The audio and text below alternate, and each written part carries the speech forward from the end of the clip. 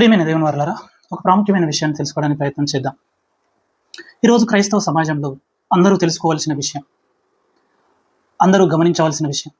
ఎందుకంటే దీని గురించి తెలుసుకోకపోతే మనము పరలోక రాజ్యంలో చేరుట అసాధ్యం. దీని గురించి పూర్తి అవగాహన కలిగి ఉండకపోతే చాలా ప్రమాదం.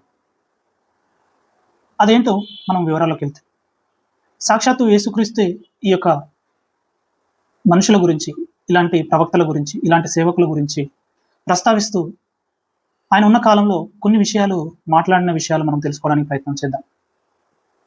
అది ఎవరి గురించో కాదు, అబద్ధ ప్రవక్తల గురించి.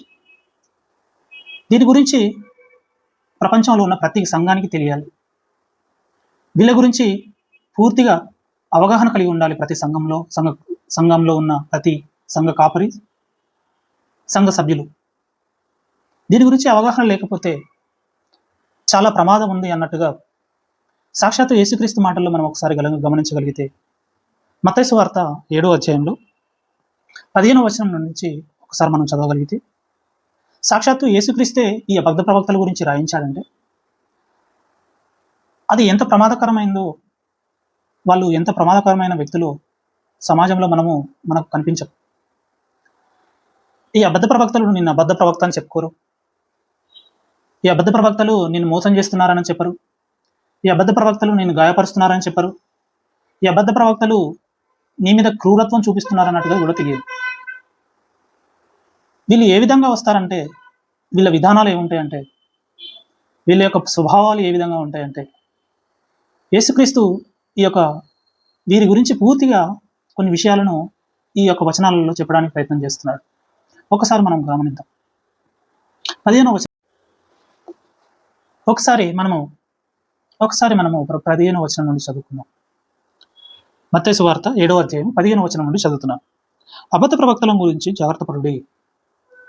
వారు గొర్రెల చర్మములు వేసుకొని మీ యొద్దకు వత్తురు. ఎలా వస్తారంట? గొర్రెల చర్మములు.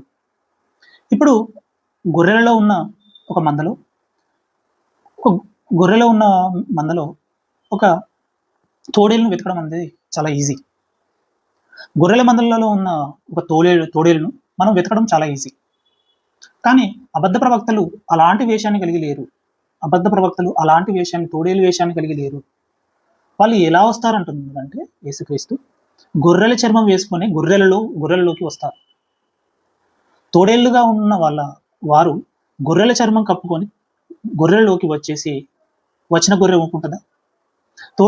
గొర్రెల్లోకి వచ్చిన తోడేళ్ళు గొర్రెల్లోకి వచ్చిన తర్వాత ఏమీ చేయకుండా ఉండవు కదా, వాటిని చంపుకొని తింటాయి. అతి క్రూరమైన తోడేలు అన్నట్టు పడ్డది వాళ్ళ గురించి. ఒకసారి చూడగలిగితే, గొర్రెల చర్మాలను వేసుకొని మీ యొద్దకు వత్తురు కానీ లోపల వారు క్రూరమైన తోడేళ్ళు. గొర్రెల్లోకి ఏ విధంగా వస్తారంట? గొర్రెల చర్మాన్ని కప్పుకొని గొర్రెలలోకి వస్తారంట.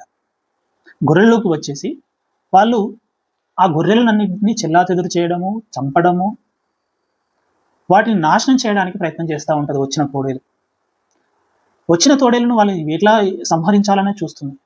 కానీ వాటిని ఏ విధంగా కాపాడుకోవాలని ఆలోచించదు. మొదటి స్వభావం గుర్తుపెట్టుకోండి, వాటికి కనికరం ఉండదు. గొర్రెల మీద కనికరం ఉండదు. ఏ విధంగా కనికరం ఉండదంటే, వాళ్ళు నరకానికి పోయిన వాళ్ళకు ప్రాబ్లం లేదు, వాళ్ళు ఎటు పోయినా వాళ్ళకు ప్రాబ్లం లేదు, వాళ్ళు పాపంలో ఉన్న వాటికి ప్రాబ్లం లేదు. అవి ఎటు నాశనం అయిపోయినా వాటికి ఏ ఫరక్కు పడదు. వాటి గురించి ఆలోచన కలిగి ఉండరు. అలాంటిది తోడేళ్ళు గొర్రెల చర్మం కప్పుకొని ఈ రోజు సమాజంలో సంచరిస్తున్నారు. సాక్షాత్తు ఆ కాలంలోనే గొర్రెలతో వాళ్ళు అబద్ధ ప్రవక్తలు ఉన్నప్పుడు, ఈ కాలంలో మరీ విస్తారంగా ఉన్నారా లేదా అనేది ముందు మనం చదువుతూ ఉంటే మీకు అర్థమవుతుంది. ఎందుకు చెబుతున్నానంటే, ఈరోజు ఈ యొక్క విషయాలు తెలుసుకోకపోతే, ఈ యొక్క బోధ గురించి, ఈ యొక్క అబద్ధ ప్రవక్తల గురించి తెలుసుకోకపోతే నీ ఆత్మీయ జీవితానికి నాశనం చేస్తారు. మొదటగా నీ ఆత్మీయ జీవితానికి అభివృద్ధి లేకుండా చేస్తారు. నిన్ను ఒక తప్పుడు మార్గంలోకి ప్రయాణించడానికి వాళ్ళు ఎంత దూరమైనా వెళ్తారు. ఇప్పుడు మందలోకి వచ్చిన తోడేలు ఏ విధంగా అయితే సంహరిస్తుందో, ఇప్పుడు నేను డైరెక్ట్గా నీ ప్రాణాన్ని తీయరాలి. వాళ్ళు నీ ఆత్మను చంపేస్తారు. మెయిన్గా దేవుని గురించి ఆలోచించకుండా, దేవుని చిత్తం ఏమో తెలుసుకోనకుండా వాళ్ళు మెయిన్గా టార్గెట్ చేసేది నీ ఆత్మను బలహీనపరచడమే. దేవుని ఉద్దేశాలు నీ ఆత్మకు చేరకుండా చేయడమే. ఇది మొదటి ఫోకస్. ఇంకా మనం చూడగలిగితే వాళ్ళని మనం ఇంకా ఏ విధంగా కనిపెట్టాలి అనేది మనం ఒకసారి చూడగలిగితే, వారి ఫలముల వలన వారిని తెలుసుకుందరు. 16వ వచనం రెండో భాగం, మొదటి భాగం, వారి ఫలముల వలన మీరు తెలుసుకుందరు. వాళ్ళ ఫలాలు ఏ విధంగా ఉంటాయంటే, వాళ్ళు దేవుని విషయాలు తప్ప మిగతా అన్ని విషయాలు మాట్లాడతారు. అంటే నీ ఆత్మ సంబంధం, నీకు ఆత్మకు ఏవైతే విషయాలు దేవుని విషయాలు కావాలో అవి కాకుండా మిగతా అన్నిటి మీద ఫోకస్ చేసి నీ జీవితం ఇది కాదు ఇది అని నీకు బోధిస్తూ ఉంటారు.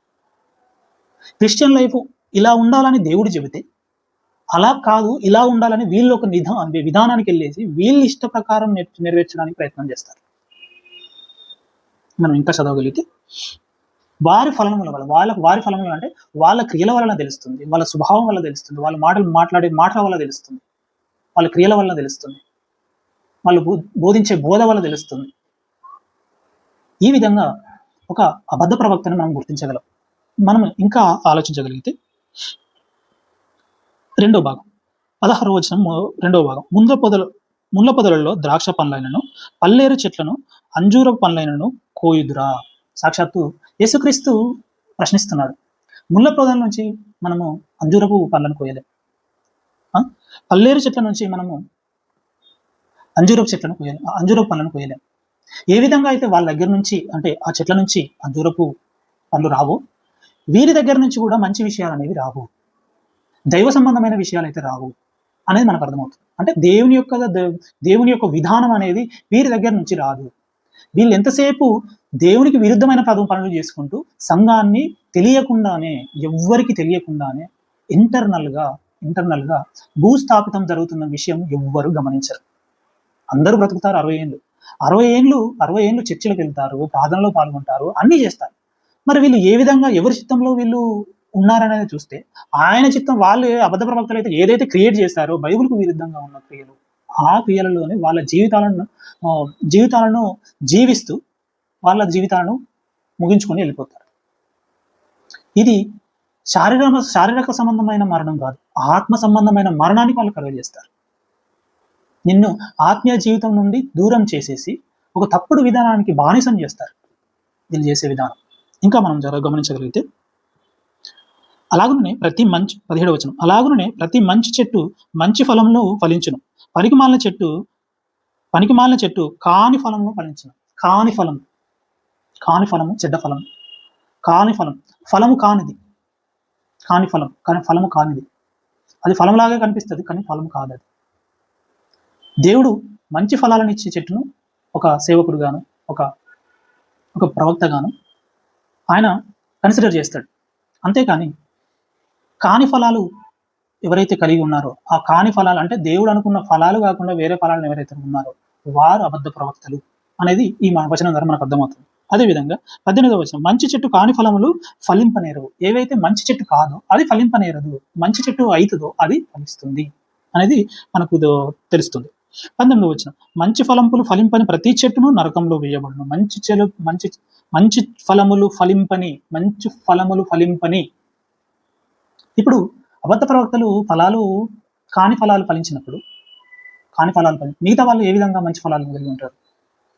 వాళ్ళు ఏదైతే విధానాన్ని బోధించారో వీళ్ళు కూడా అదే విధానంలో ఉంటారు కదా. అలా ఉన్నప్పుడు వీళ్ళు ఏ విధంగా మరి దేవునికి ఇష్టలుగా బ్రతుకుతారు? వీళ్ళు ఏ విధంగా అయితే దేవునికి ఇష్టలుగా బ్రతకరు, వాళ్ళు కూడా దేవునికి ఇష్టలుగా బ్రతకలేరు అనేది ఈ మాటల ద్వారా మనకు అర్థమవుతుంది.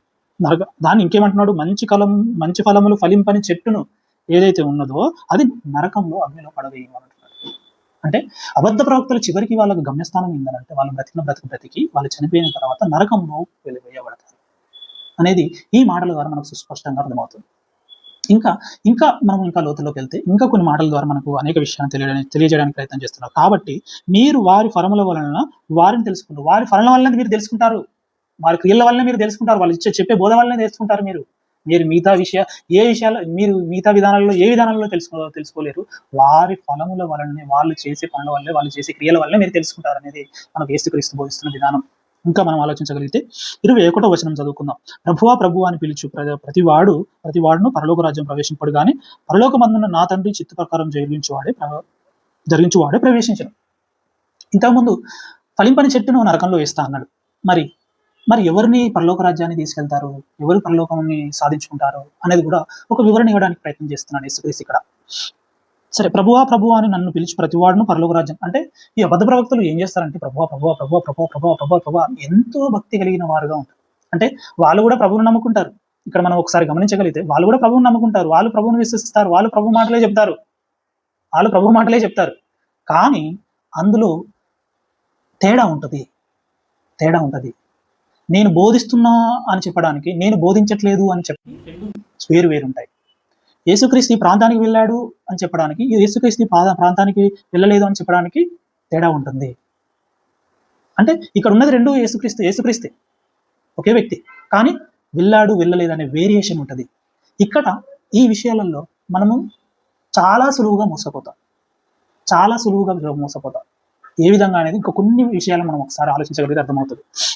జరిగించేవాడు పరలోక 22వ వచనం. ఆ దినమందు అనేకులు చూచి, ఆ దినమందు అంటే ఆ దినమందు ఒక దినం వస్తుంది, మనం లెక్క చెప్పే దినం. అప్పుడు ప్రభు అడుగుతాడు. ప్రభు అడిగినప్పుడు మనం వాళ్ళు అంటే అబద్ధ ప్రవక్తలు ఏం చెప్తున్నారో ప్రభువా నీవు నీ నామమున ప్రవచించలేదా? ప్రవచించారు వాళ్ళు, అబద్ధ ప్రవక్తలు ప్రవచించారు. మళ్ళీ నీ నామమునే చేసాం మేము అని అంటున్నారు. నీ నామమునే ప్రవచించాం, నీ నామమునే దయ్యములో కొట్టాం, నీ నామమునే అనేక అద్భుతాలు చేశాం. అనేక అద్భుతాలు చేసింది నీ నామంని, అనేక దయ్యాలను వెళ్ళగొట్టింది నీ నామంనే ప్రవచించాం. మరి ఇవన్నీ చేశాం కదా నీకోసమే, నువ్వు మమ్మల్ని ఎందుకు కన్సిడర్ చేయదు పరలోక రాజ్యానికి వెళ్ళడానికి, మమ్మల్ని ఎందుకు తీసుకోవట్లేదు అని అన్నప్పుడు ప్రభువా